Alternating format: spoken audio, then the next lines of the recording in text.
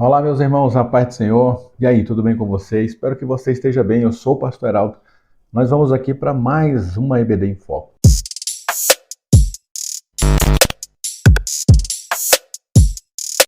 Pois bem, meus queridos irmãos, nós estamos diante da lição de número 5. Nós vamos falar um pouquinho hoje aqui sobre Satanás, o inimigo derrotado que tenta nos abater. Tá? Acompanhe comigo até o final essa lição. Ao final da lição, nós vamos trazer uma dinâmica, tá para lá de especial. Sempre eu recomendo, principalmente para turmas de adolescentes, pré-adolescentes, jovens, a gente possa sempre levar uma dinâmica, né? Para não deixar a aula um pouco mais elaborada e mais dinâmica, digamos assim. Tá bom? Então, ao final dessa lição, acompanhe aqui que a gente vai trazer uma dinâmica para você aí inserir no início da sua aula, tá bom? Então nós vamos falar sobre Satanás, sim, esse inimigo sagaz, esperto, articulador, e que ele no início caiu exatamente de uma posição de destaque por causa da soberba.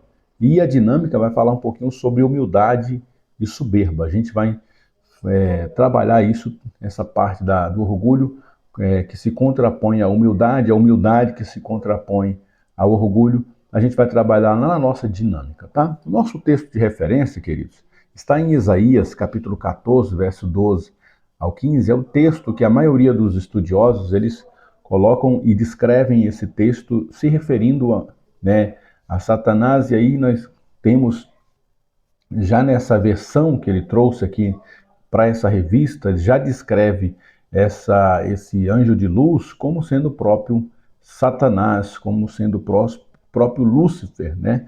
Verso 12, ele vai fazer a descrição, e eu destaquei aí com essa fonte em amarelo: como caíste desde o céu, ó Lúcifer.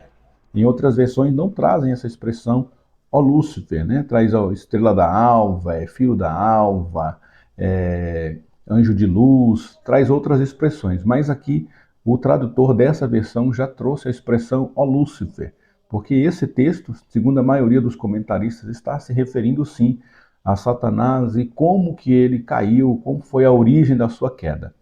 Como foste cortado por terra, tu que debilitavas as nações, e tu dizias no teu coração: eu subirei ao céu, acima das estrelas de Deus, exaltarei o meu trono, e no monte da congregação me assentarei aos lados do norte.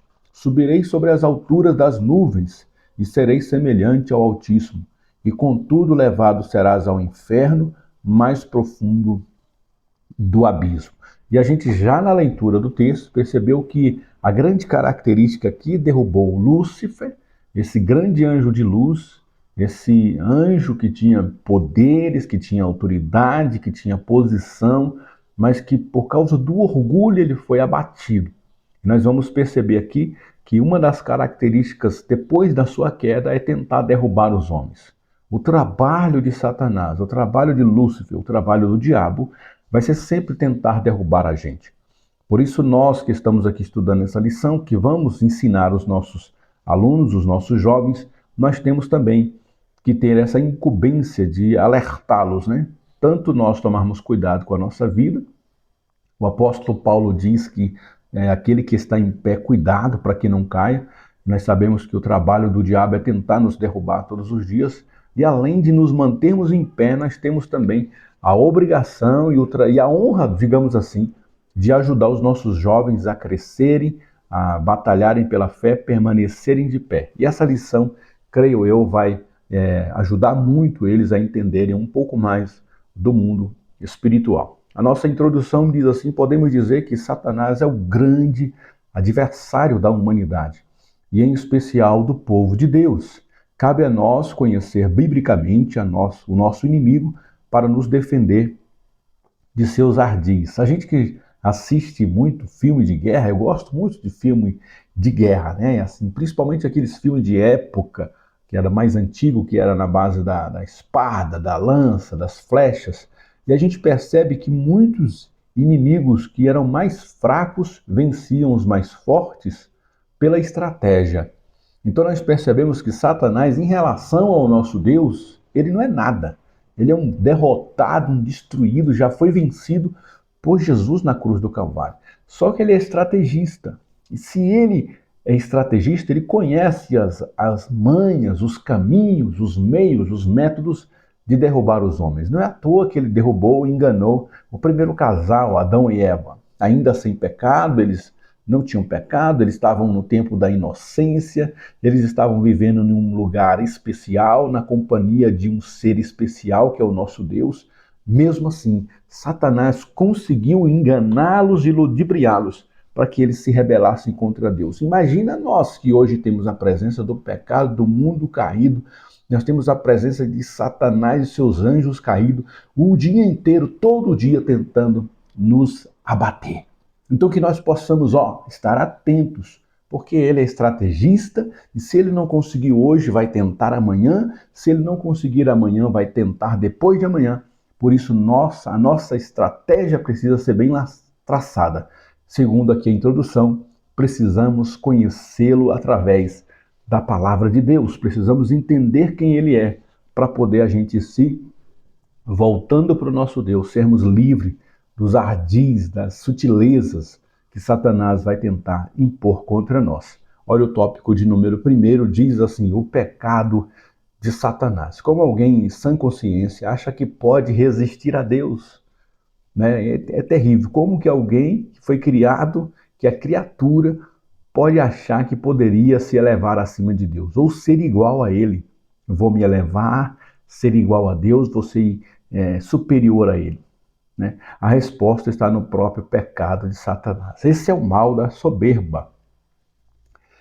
Inclusive, na nossa dinâmica, uma das primeiras frases que a gente vai colocar ali na nossa dinâmica é essa frase: eu não preciso de ninguém. Eu não preciso de ninguém para me ajudar, eu não preciso de nada, eu não preciso das pessoas, eu não preciso de igreja, eu não preciso de pastor, eu não preciso de líder.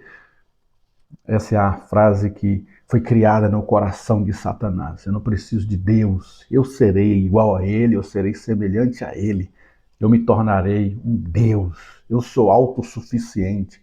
Aí a pessoa bate no peito e diz, eu sou autossuficiente. É o primeiro passo para a queda, né? Que foi justamente a soberba no coração de Satanás. 1.1, conhecendo o inimigo. Assim como o ser humano, Satanás não foi criado como um anjo mau. Ele e outros anjos se rebelaram contra Deus e abandonaram sua condição original. Possivelmente foi um querubim que era modelo de perfeição entre as hostes angelicais.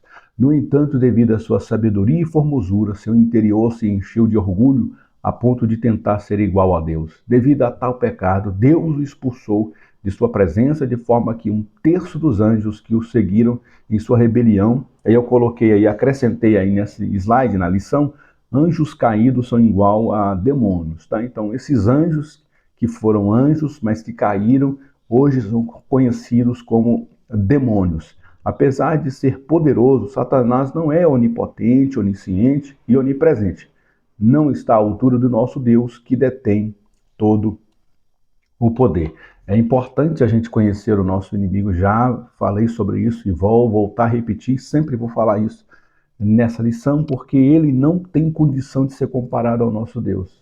Em relação a Deus, Satanás não é nada, ele é pó e cinza, é criatura, tão criatura como nós, mas ele tem sim o seu poder, tem sim a sua autoridade, tem sim as suas características, é inimigo, é opositor e ele vai o tempo todo usar o poder que ele tem, a autoridade que ele tem no mundo espiritual, sim, para tentar destruir com a vida dos homens. Por isso nós precisamos urgentemente conhecer com quem nós estamos lidando para poder a gente se precaver e também desfazer as obras do diabo. Jesus se manifestou para desfazer as obras do diabo e ele disse que nós, os seus seguidores, faríamos obras maiores do que ele fez porque ele estaria junto ao Pai. Ou seja, nós também temos a incumbência de desfazer as obras do diabo. Porque a gente não vai ficar só na defensiva. O apóstolo Paulo apresenta armas em Efésios 6 de defesa. Escudo é uma arma de defesa. Mas também nós temos armas de ataque. Nós temos armas que nós vamos para cima do mundo espiritual, nós vamos avançar no mundo espiritual e vamos libertar pessoas do cativeiro. Nós temos essa responsabilidade como igreja de libertarmos vidas dos cativeiros. E nós estamos falando sobre jovens e com certeza muitos e muitos e muitos jovens podem ser libertos durante o transcurso dessa lição. Eu fiz um desafio lá na nossa igreja, da qual eu sou pastor e também leciono para os nossos jovens. Eu fiz um desafio para eles, que ao término dessa lição sobre batalha espiritual, nós iríamos buscar a Deus, orar a Deus, e ao término dessa lição, o número de jovens vai aumentar, os jovens vão estar mais compromissados, eles vão estar mais ativos, mais atentos, mais abençoados na presença de Deus. Eu creio nisso, por isso que nós estamos falando dessa forma, e creio também que você aí pode ser usado por Deus para ativar aí na sua juventude essa ânsia, essa vontade de guerrear pela fé que uma vez foi dada aos santos. 1.2, o pecado do orgulho. Em 1 Timóteo 3,6, o apóstolo Paulo nos apresenta o pecado do diabo, não neófito, para que não ensoberbecendo-se, não caia na condenação do diabo. Ou seja, o seu pecado foi a soberba e o orgulho, de tal forma que os colocou em seu coração que de alguma forma poderia se igualar a Deus. A soberba e o orgulho cegam e é o princípio da queda. Deus resiste aos orgulhosos, mas se atém aos humildes. Aí por isso que a nossa dinâmica vai trabalhar aí essa oposição entre orgulho e humildade, soberba e humildade, porque Deus resiste aos soberbos, aos orgulhosos, mas ele dá graça para aqueles que são humildes. Por isso vale a pena praticar a humildade. A soberba é um sentimento de exaltação, independência e autossuficiência. O crente deve ter muito cuidado no que tange aos seus talentos e proficiências, a ponto de se achar melhor do que os outros. Esperar o tempo certo também é importantíssimo na caminhada. Queimar etapas pode ser um erro. A melhor coisa é esperar o tempo de Deus, pois o Senhor tem sempre o melhor para os seus filhos. Amém? Então o tópico de número 1 trouxe aqui o pecado de Satanás, que é o orgulho. E esse mal, irmão, é como se fosse um veneno, um câncer que se espalhou pela humanidade. E hoje nós também podemos sim cometer esse pecado. Muitas vezes a gente condena quem comete pecado de adultério, de assassinato, enfim, de prostituição, enfim, pecados gravíssimos que a gente, até a prisão para essas pessoas. Você mata alguém, é um pecado e você ainda vai preso. Você rouba, é um pecado e você ainda pode ser preso. Né? O adultério, você pode perder inclusive a sua família como consequência. E esses pecados a gente aponta e repele, diz: cruz credo, não quero nem saber desses pecados perto de mim. Mas muitas das vezes o pecado do orgulho está manchando o nosso coração. As nossas atitudes podem ser atitudes que estão demonstrando que esse mal está alojando-se no nosso coração. A lição trouxe alguns exemplos aqui na parte ministerial, na parte da obra de Deus. Muitas vezes a gente, por orgulho e vaidade, a gente acredita que nós somos autossuficientes, que aquilo que nós fazemos, só fazemos porque somos o que somos. Não. Nós temos que entender que tudo o que fazemos, tudo o que somos é por causa da graça de Deus. Em primeiro lugar, se não tivéssemos sido alcançados pelo sacrifício de Jesus, quem seríamos nós? Se nós não respirássemos, olha que ar maravilhoso, nós estamos respirando. Isso é graça de Deus. Se Deus não tivesse concedido o dom da vida para nós, quem seríamos nós? Quem era eu? Quem era você sem a vida? Nós não somos nada. O que nós vamos levar para a eternidade dessa vida? Também não vamos levar nada. Tudo aqui pertence a Deus. Se nós tivermos esse pensamento de que tudo pertence a Deus e que Deus, Ele é o dono de tudo, tudo que fizermos tem que ser para glorificar ao nome do Senhor. Tópico 2, as intenções do inimigo. Após a sua queda, o diabo estabeleceu um propósito de existência, a mais vil possível. 2 pontos, e aí eu destaco com a fonte de cor diferente: se opor à obra de Deus e de seu povo. E ele não sossega. São milênios, centenas de anos, milênios de anos já que ele está lutando contra nós, tentando nos derrubar, tentando nos levar para o mesmo caminho, que ele já está condenado ao inferno de tormentos. E ele está querendo levar o máximo de homens e mulheres para esse buraco. E uma das armas que ele vai usar é justamente essa arma que o derrubou, a soberba. Fazer os homens pensarem que são autossuficientes, que não dependem de igreja, não dependem de Deus, não dependem de oração, não dependem de pai, não dependem de mãe. E essa soberba pode levar os homens à perdição eterna. É terrível isso. 2.1, ele veio matar, roubar e destruir. Nos ensinos de Jesus, no Evangelho de João, ele se apresenta como o bom pastor. Então, Jesus é o bom pastor. E o inimigo como ladrão que vem somente matar, roubar, destruir o rebanho de Deus. Então, Jesus aqui é o bom pastor e Satanás é representado nesse texto aqui como o ladrão, que o intuito dele é destruir, é roubar, é avacalhar com o rebanho, né, digamos assim.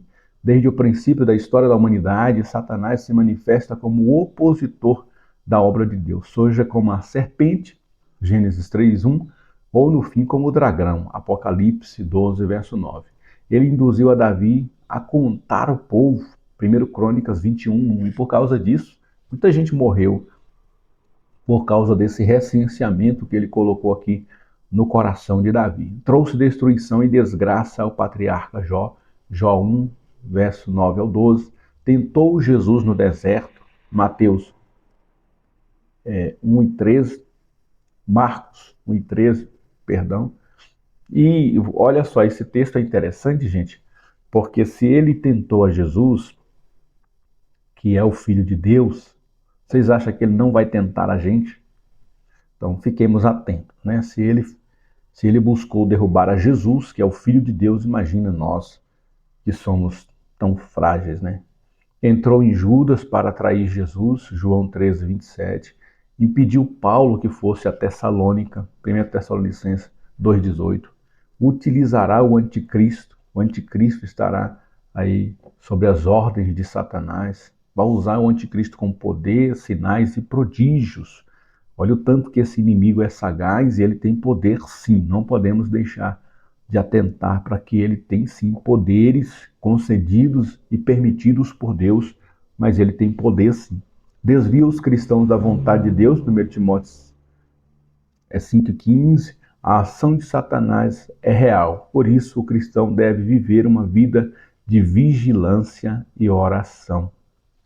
Glórias a Deus. 2.2, opositor à obra de Deus. Como opositor da obra de Deus, Satanás utiliza seus ardis para desvirtuar e enganar. Ele se transforma até mesmo em anjo de luz. Olha o tanto que esse camarada é perigoso. Ele se transforma até mesmo em anjo de luz para enganar os homens. Paulo nos adverte de que se até mesmo um anjo apresentasse uma mensagem diferente do evangelho da graça, apresentado por ele, que o considerassem maldito. Nos últimos dias, podemos observar a aparição de falsos líderes, falsos evangelhos, mensagens que tendem mais a separar do que unir, que incentivam o egoísmo, o materialismo, a rivalidade entre os irmãos, as disputas doutrinárias. O diabo não brinca de ser diabo. Ele leva muito a sério a sua missão, pois o seu tempo está acabando, o seu julgamento já ocorreu, assim como a sua condenação também. Tá? E nós vamos aqui partindo para o tópico de número 3, debaixo dos pés de Cristo. Tudo isso que acontece com Satanás é por permissão de Deus.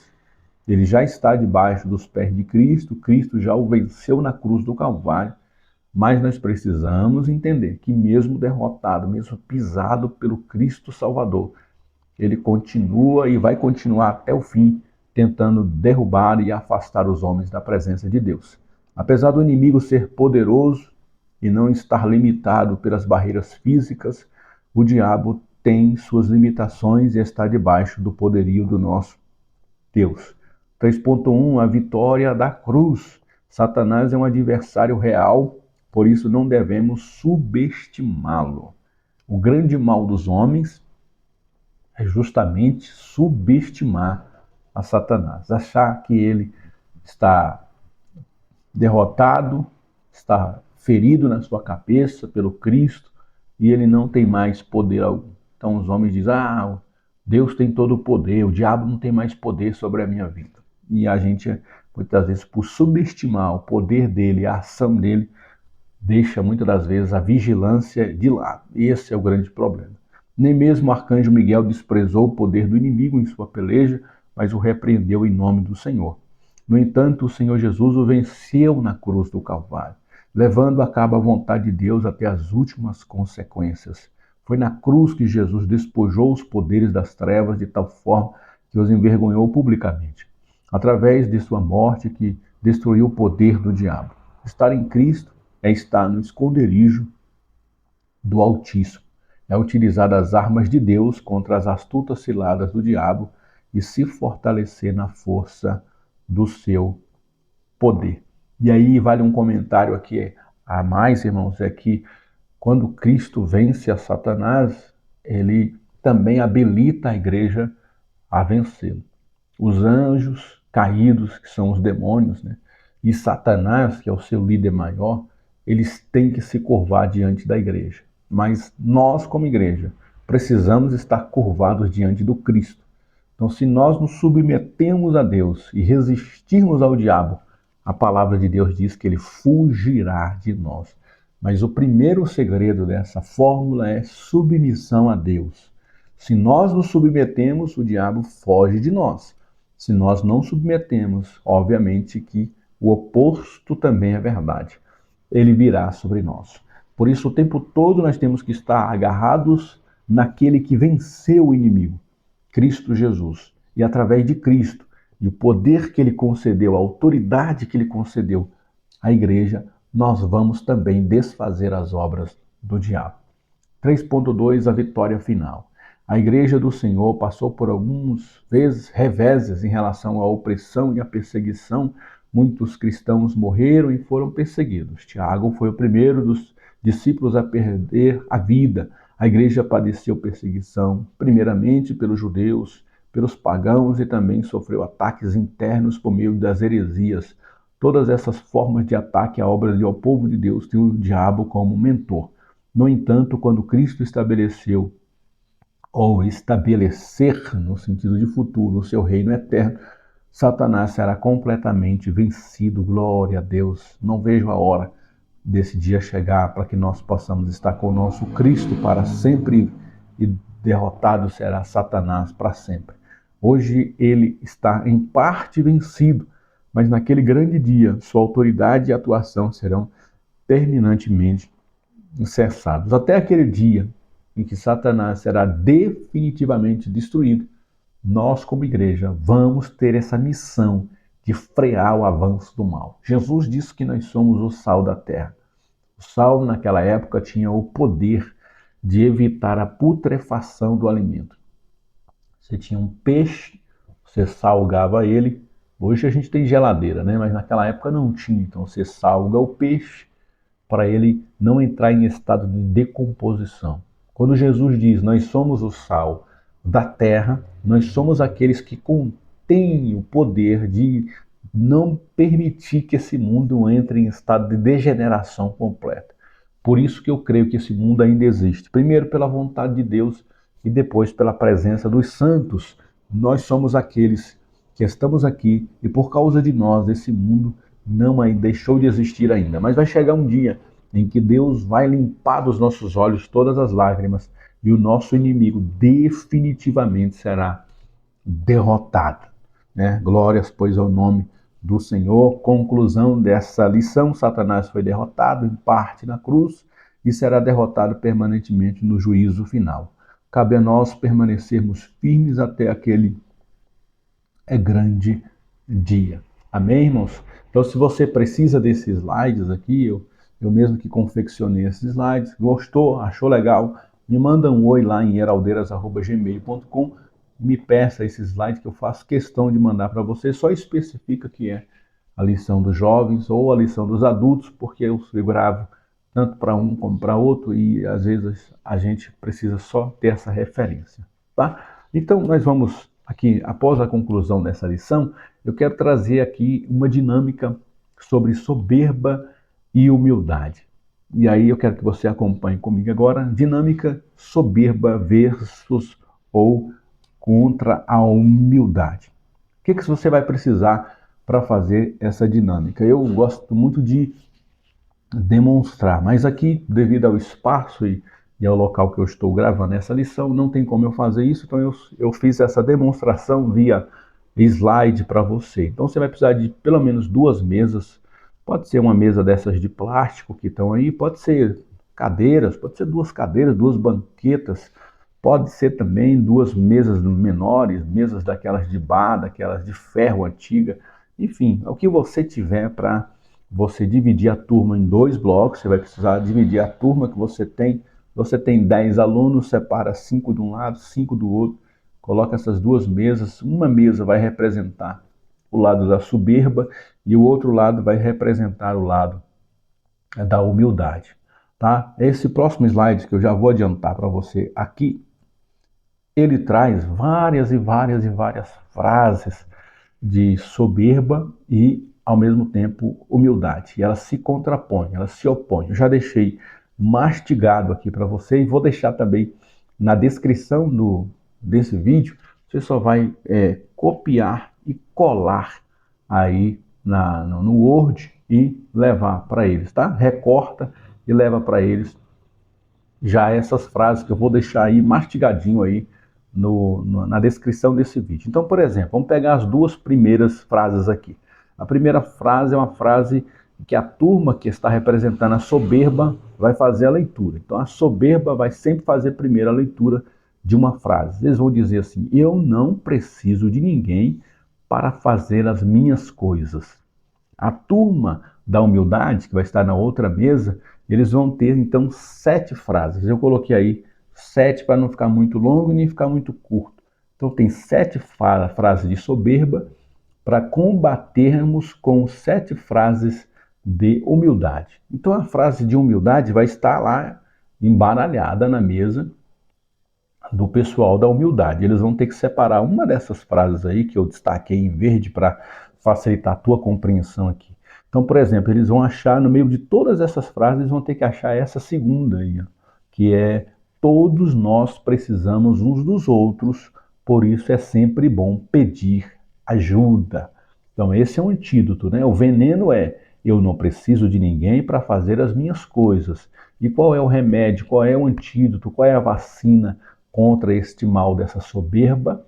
É: todos nós precisamos uns dos outros, por isso é sempre bom pedir ajuda.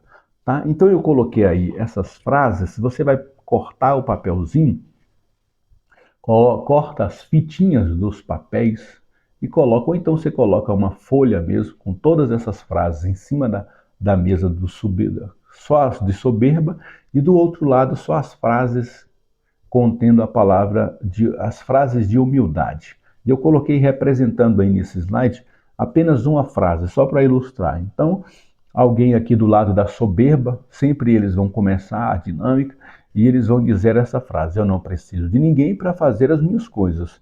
Então, a turma da humildade vai caçar ali do meio das 7 frases que estarão embaralhadas ali. Por isso que eu recomendo que você recorte, né? Eu até recortei aqui em casa, já que eu vou fazer essa dinâmica. Então você pega a frase, recorta ela no papel e deixa elas embaralhadas na mesa, para que eles procurem ali no meio das frases que estão ali, aquela que melhor vai se adequar para combater essa frase que acabou de ser dita pela turma da soberba. Então vai ser essa: humilde, né? Todos nós precisamos uns dos outros, por isso é sempre bom pedir ajuda. E aí o pessoal da soberba vai dizer uma outra frase que vai estar lá na mesa da soberba.